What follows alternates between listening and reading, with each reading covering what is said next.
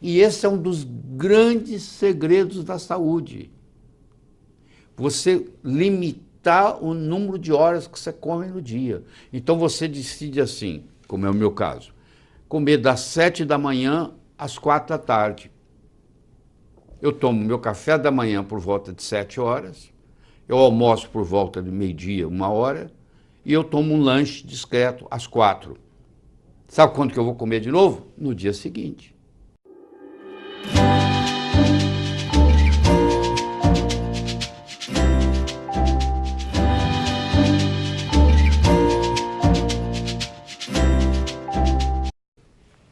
De onde que vem a glutamina? A glutamina vem das proteínas, proteína predominantemente animal.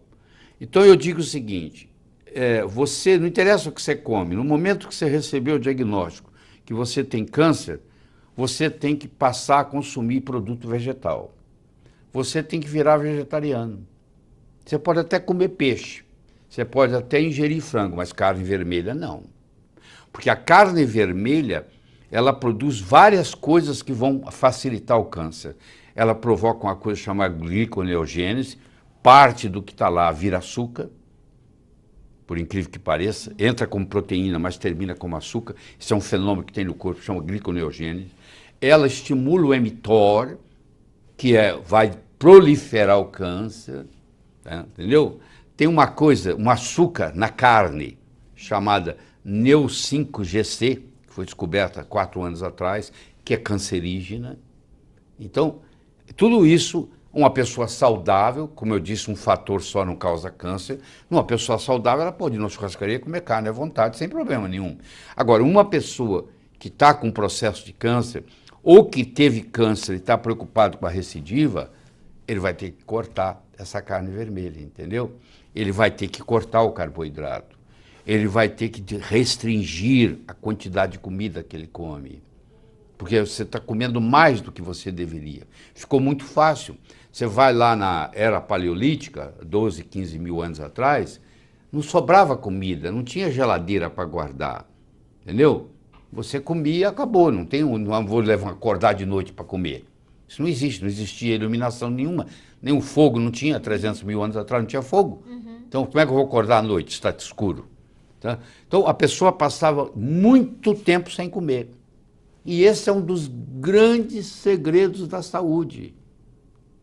Você limitar o número de horas que você come no dia. Então você decide assim, como é o meu caso, comer das 7 da manhã às 4 da tarde. Eu tomo meu café da manhã por volta de 7 horas, eu almoço por volta de meio-dia, 1 hora, e eu tomo um lanche discreto às 4. Sabe quando que eu vou comer de novo? No dia seguinte. Você pergunta, mas o que você faz no jantar? Eu faço uma limonada quente. Eu espremo limão com água quente. Quando eu termino, eu quero que você experimente isso, quando eu termino de tomar aquele limão com água quente, quando eu termino, se você me oferecer meu prato favorito, eu tenho náusea. Eu não quero. Acabou a fome. Tira a fome totalmente. E isso faz toda a diferença. Isso faz um diabético curar. É curar mesmo, não estou falando a palavra curar. Tem trabalhos publicados na literatura, se alguém me questionar, de diabéticos que eram insulina dependente, que passaram a usar esse regime de só comer 6 horas, porque para o diabético tem que ser só 6 horas por dia. E melhora tudo. Desmama da insulina, faz tudo. Só porque ele agora tem o chamado jejum intermitente. E esse jejum intermitente, o Dr. Cifre, que é o grande herói no momento, na área do câncer, está usando isso em combinação, por exemplo, com oxigênio hiperbárico, com resultados espetaculares, espetaculares. E com produtos que ainda não estão no mercado, que chama DON, D-O-N, que bloqueia a glutamina, como ele não pode fazer lá, podem fazer na Turquia, tem estudos em Istambul, tem estudos em Alexandria, no Egito, que estão publicados nos jornais americanos, científicos. Mas como não é permitido fazer isso nos Estados Unidos, porque a lei proíbe, mas tem países que a lei não é a mesma em todo lugar. Então lá nesses lugares é legal fazer isso. Então eles fazem, como não tem efeito colateral, é o que eu estou discutindo com você aqui. Você deixar de comer uma coisa, qual é o efeito colateral que isso tem? Você deixar de comer pão. Qual o mal que isso pode fazer? Doutor, deixa eu fazer uma pergunta. Ela apareceu de outras formas, mas eu vou tentar estruturar ela para o senhor. Quando o senhor diz sobre isso, por exemplo, parar de comer carne e a influência que isso tem no aparecimento e na recidiva do tumor, do câncer, enfim, parece muito óbvio, mas é fácil chegar a esse tipo de conclusão? Exige muito estudo, porque isso não é uma informação que está por aí, né, doutor? Não, não é uma informação. Eu não estou dizendo para você não comer carne. Se você é uma pessoa saudável, você tem direito de comer carne 2, 3 vezes por semana sem problema nenhum. Eu não vejo nenhum problema nisso. Agora, quando você recebeu o rótulo lá de que você está com câncer, a história muda. É outro contexto. Se você for de gravata na praia, vão achar esquisito, entendeu? Não é que você não possa usar gravata, no contexto certo, não no contexto errado. Então, no momento que a pessoa está doente, ela tem que cuidar de outras coisas.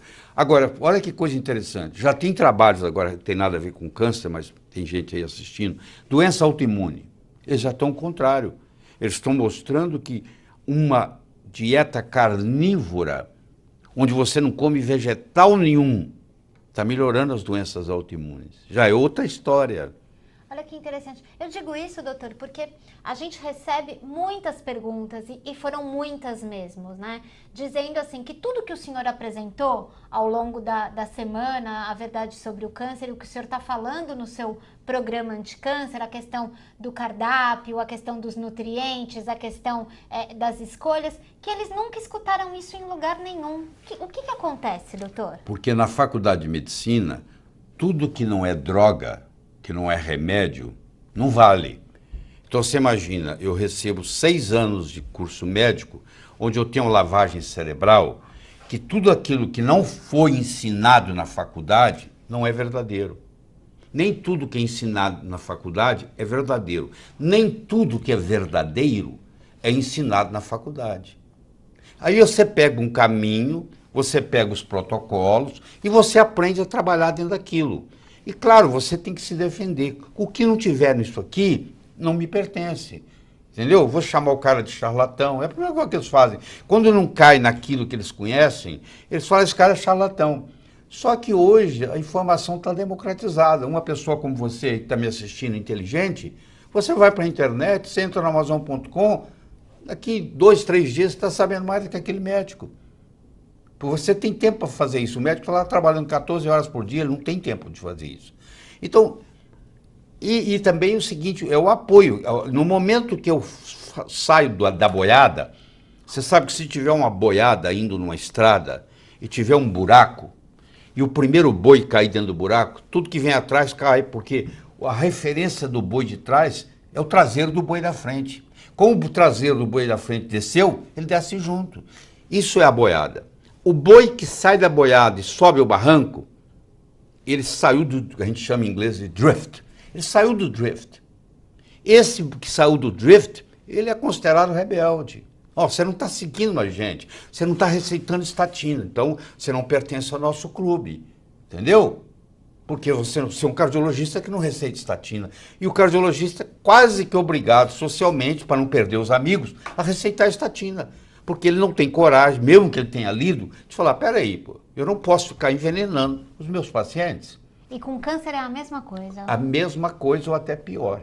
Ou até pior, porque você sabe que a químio é pífia, os resultados são pífios.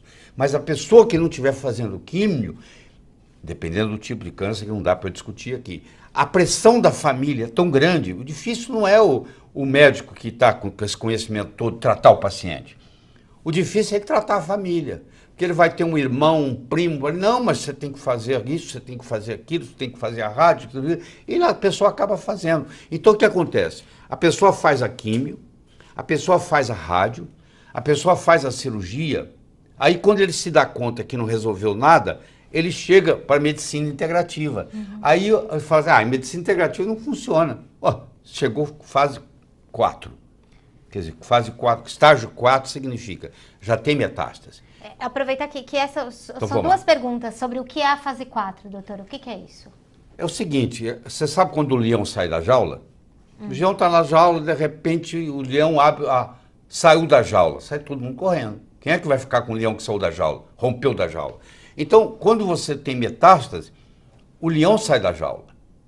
E para onde? Esse leão agora ele vai procurar outro lugar. Ele vai migrar para algum outro lugar e vai assumir as características daquele outro lugar. Os lugares mais comuns que eles vão é o pulmão, os ossos e o fígado.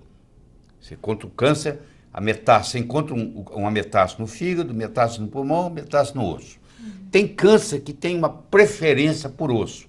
Por exemplo, câncer de mama e câncer de próstata tem uma conversa com o osso e eles preferem viajar para lá. Eles preferem aquele território. Só que quando ele chega lá, ele forma um tumor que não é igualzinho ao tumor de mama ou de próstata. Ele adquire as características locais, pega o sotaque do local, você mora muito tempo lá, você pega o sotaque, então ele fica diferente. Essa metástase geralmente é 90% das mortalidades no câncer, não é por causa do tumor original. 90% é por causa da metástase.